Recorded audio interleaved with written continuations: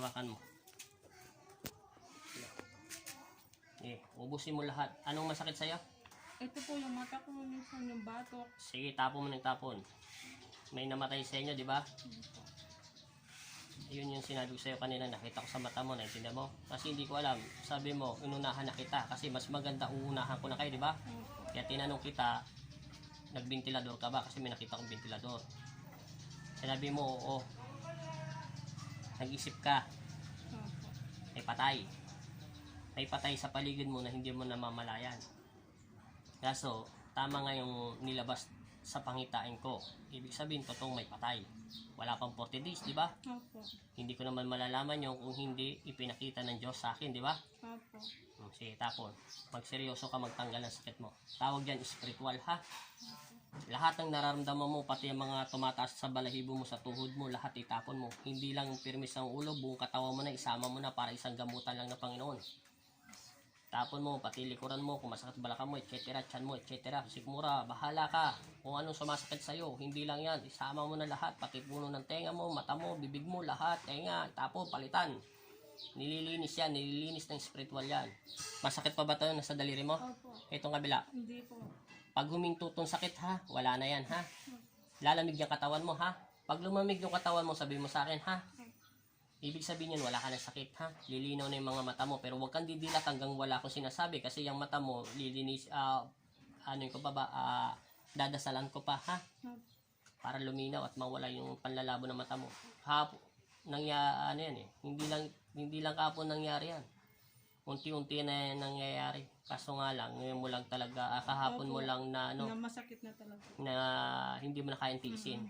Pero hindi lang kahapon nangyari yan, di ba? Opo. Tama po. Hindi ako ang tama, ang aking ama. Sinasabi niya lang sa utak ko yun. Hindi naman ako ang nagagamot sa iyo, kundi ang Diyos. At sa paniniwala mo sa Kanya. Tao lang ako katulad niyo. Salamat sa Panginoong Hesus sa sinasabi niya. Hindi, tapon ng tapon. Pag malamig na yung katawan niya, sabihin niyo sa akin, ha? Pag malamig na, okay na yan. Sige, tapon. Yusin nyo. Kung yung masyadong ano, ganyan lang, tapon. Tapon ng tapon lahat. Pag huminto to, sabihin niyo sa akin, ha? Pusang hihinto yan. Wala tayong magagawa, kaya kinabitan kita ng stick, ha? Manipis lang naman yung stick niya, kasi nilaki lang naman ang palito yan. Masakit pa to, stick? Opo. Mas sobrang masakit pa. Hindi na po masyado buka pero kanina masakit na po. O, sige, pagka wala na, sabi mo sa akin, ha? Ilang minutes na, te? 3. Sige, tapat mo lang, te, sa kanya. Tingnan mo yung mukha ng kaibigan mo. Kaibigan mo ba siya? Kapitbahay? Ano po, yung pamangkin. Pamangkin mo siya? Sige, tapon ng tapon. Seryosohin mo ito yung pagtatapon, ha? Tumingi ka ng tulong sa Panginoon.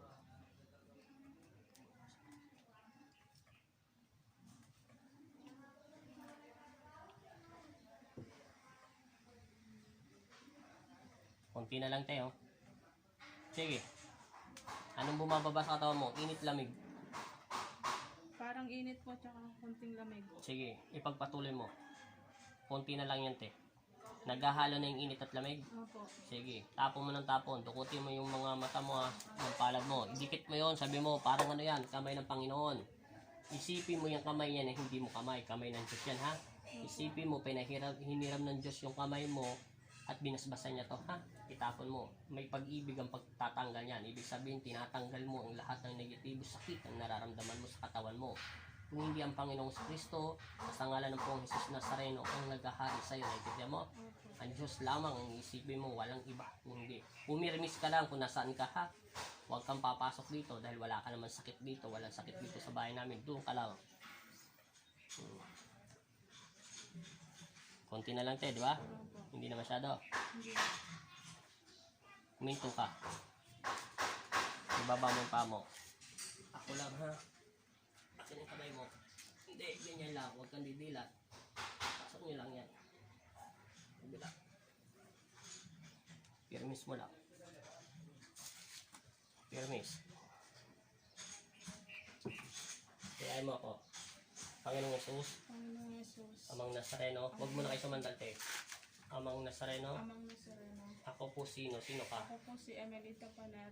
ay nananalig ay nananalig at sumasampalataya ako sa iyo at sumasampalataya ako sa iyo upang maigwasan upang maiwasan at gumaling at gumaling ang aking mga mata. ang aking mga mata Dahil ito po'y nanlalabo dahil ito po'y naglalabo upang bigyan nyo ito upang bigyan niyo ito ng panibagong liwanag ng panibagong liwanag at hapulsin nyo at tapusin niyo ang inyong mapagpalang kamay ang iyong mapagpalang kamay at naniniwala ako at naniniwala ako sa araw na ito sa araw na ito ay ito'y liliwanag ay tuliliwanag at maiwasan at maiwasan ang lahat ng naramdaman kong sakit ang lahat ng nararamdaman ko sa sa aking pagkatao. sa aking pagkatao. Kung hindi kayo Kung hindi kayo ang maghari ang magpari sa aking sa buhay, aking buhay, patawad pagpapalala sa aking nagawang mga kasalanan ginagawang mga kasalanan sa isip, sa isip, sa salita, sa salita, at sa gawa. at sa gawa. Kapit kati konti.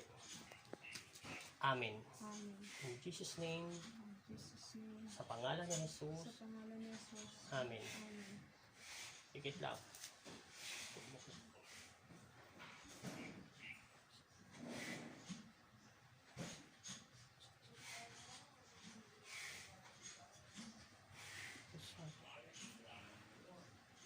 Dilat. Masakit pa? Konti. Ikit. Dilat. Masakit pa? Hindi. Tingin. Malinaw ang mata mo? Opo. Sigurado? Nakikita mo na ako? Lakasan mo, nakikita mo na ako? Opo. Malinaw na malinaw. Opo. Yung pinsan mo, ay pinsan ka tayo, di ba? Tulit Nakita yan. niya. Nakikita mo na tita mo. Nakikita mo na yung mga mukha niya. Sigurado? Opo. Dati po blurred yung nakikita. Yun, yung batang yun, nagsasampay, nakikita mo na siya. Sigurado, bibitawan ko to ha. Tingin. Diretso. Tinatanggalan ko ang bisang ito sa pangalan ni Jesus. Amen. Yan, nakikita mo ako. Papa, pikit. Sa ngalan ng Ama, ng Anak at Espiritu Santo, humayo ka sa pangalan ni Jesus at ikaw ay gagaling sa araw na ito. Binabasbasan kita sa ngalan ng Ama at ng Anak at Espiritu Santo. Amen.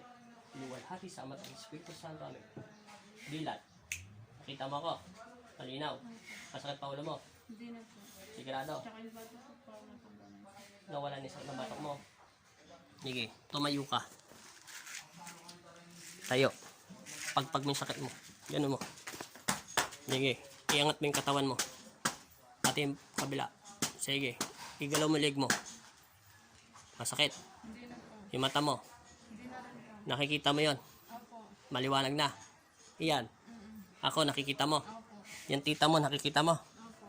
Sigurado. Ayun santo, nakikita mo na. Malinaw na. Anong sasabihin mo sa Panginoon? Meron pa tayong 1 minutes. Maraming salamat po Lord sa Panibagong pag-asa at payapa. payapa na binigay mo sa amin. Sana Lord, tuloy-tuloy na itong paggaling ko. Wala na po sana akong mararamdamang sakit sa katawan ko at yung mata ko. Matutupad ang iyong kahilingan, pero ito lang ang sasabihin ko sa iyo. Kung hindi, ano ka ba, Katoliko, born again, iglesia? Katoliko po. Walang problema kahit anong reliyon. Ang importante, huwag makakalimot sa Diyos. Maging tapat ka, may asawa ka na, di ba? Una, sa Diyos. Pangalawa, sa iyong sarili. At ikatatlo, sa iyong anak at asawa. Mahalin mo ang iyong asawa ng buong puso mo rin dahil ibinigay sa'yo ng Diyos yun. Pangalawa, suklihan mo ng kabutihan sa iyong kapwa. Ha? Tapos, ibigin mo ang mag-asawa ng nanay ng asawa mo at ganoon din ang magulang mo. Ha? Yun lang ang sinasabi ng Diyos. At wag na wag makakalimot unang-una Sa Diyos. sa pagdarasal at panalangin. Ha? Kung may pagsisimba na, magsimba na tayo. Ha? Yun lang. Sigurado. Wala na. Maliwanag na. Tsaka nagbago yung mata mo. Hindi katulad kanina, pulang-pula. Ang mata mo kanina, para kang, kala mo yung adik, yung nagigarilyo at nagsasyabu. Nagmumula. Maraming salamat. Magpasalamat ka na sa Panginoon. Maraming salamat po Lord. Sige. Sige na po. Sige, Ama, maraming salamat po sa binigay niyong himala. At hindi lang nahiya lang po si ate kasi ngayon lang po siyang nakagawa ng himalang ganyan, kagalingan. Titigete. Sige, maraming salamat ha. Opo. Okay, thank you din.